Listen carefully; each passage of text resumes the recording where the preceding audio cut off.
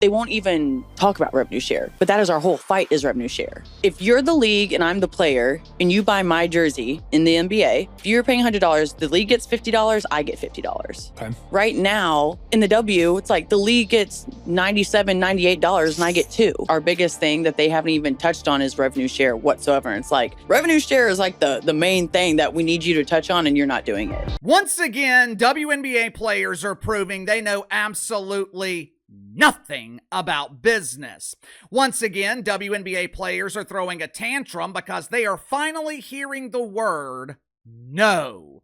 The message could not be any clearer. Hell, the league has been sending the exact same message since the beginning of negotiations. We are not giving you a percentage of gross revenue. You can whine. You can complain, you can get your pretend friends in the mainstream media to write scathing articles about Kat Engelbert, you can go on strike, you can cancel the season, you can punch holes in the walls, you can knock over the porta potties, but under no circumstances are you receiving a percentage of gross revenue, which is revenue generated before expenses are subtracted. I don't know why this is so difficult to understand. And look, I like Sophie Cunningham. Hell, Sophie Cunningham is one of the only players in the WNBA that I actually like and respect. But this is not hard to understand. You are not going to get what you want.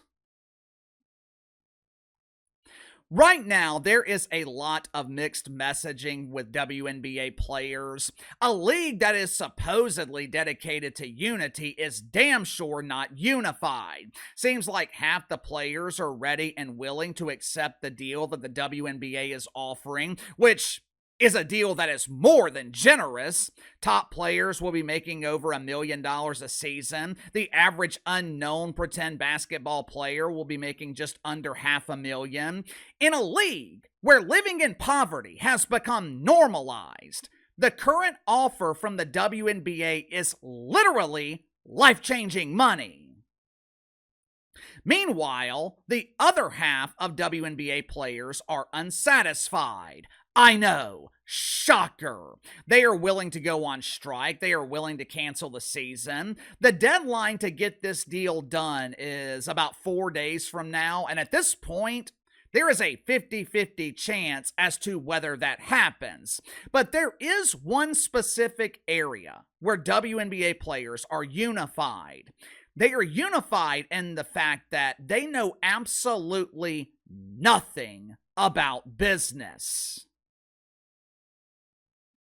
Make sure to like and subscribe. You can follow me on Twitter at KC_BTL84. Link to the main channels in the description below.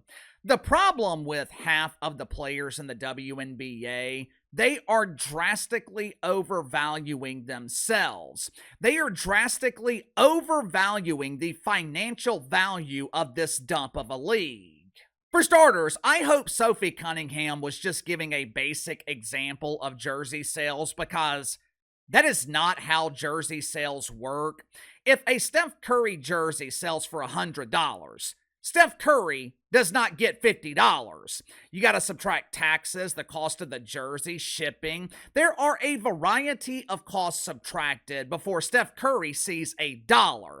But that basic analogy aside, one of the main complaints from WNBA players is the lack of transparency from the league. They won't show us their full financials. They won't show us the books.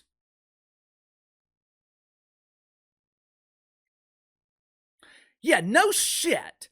Because the league knows if they are fully transparent, it will cause more confusion. The league knows if they are fully transparent, it will be used against them. A couple of weeks ago, Natasha Cloud was demanding that a TV broadcast rights deal be included in these negotiations, and the deal doesn't even exist. She's wanting the league to speculate on the value of a deal in the future, 2 years from now, and include that speculative financial value in these negotiations and pay players their supposed fair share.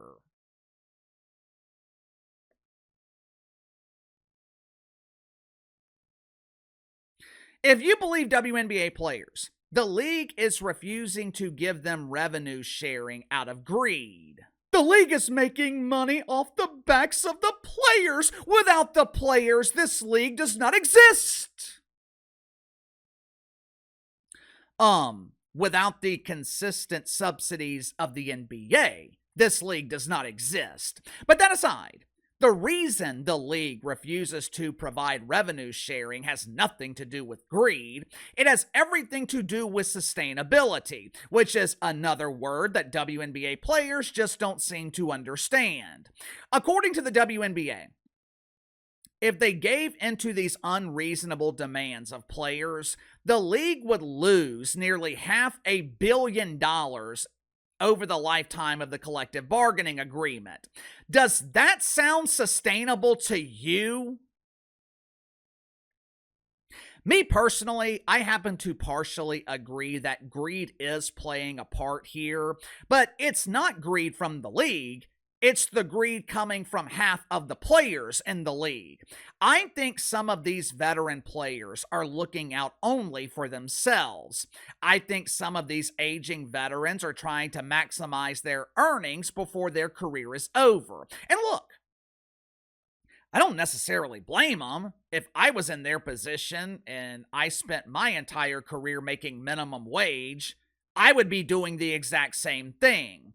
The problem is, it ain't gonna happen. You tried. You gave it a valiant effort, but it is not going to happen. So what these veteran players are really doing, they are hurting younger players who can't afford to go on strike. They are hurting younger players who need the money the WNBA is offering. If I had to guess, that's probably where this split is amongst players. Aging veterans looking to maximize their earnings, and younger players, along with a few unselfish older players, who are willing to gladly accept the WNBA's generous offer and pretend to play basketball. Sound off in the comments below. I'll see you guys later on the main channel.